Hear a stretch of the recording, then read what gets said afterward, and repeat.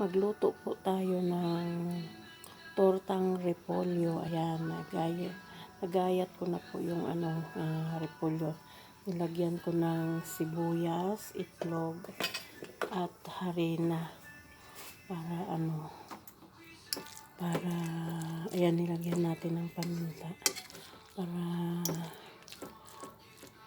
magbuo siya, hindi siya dikit-dikit.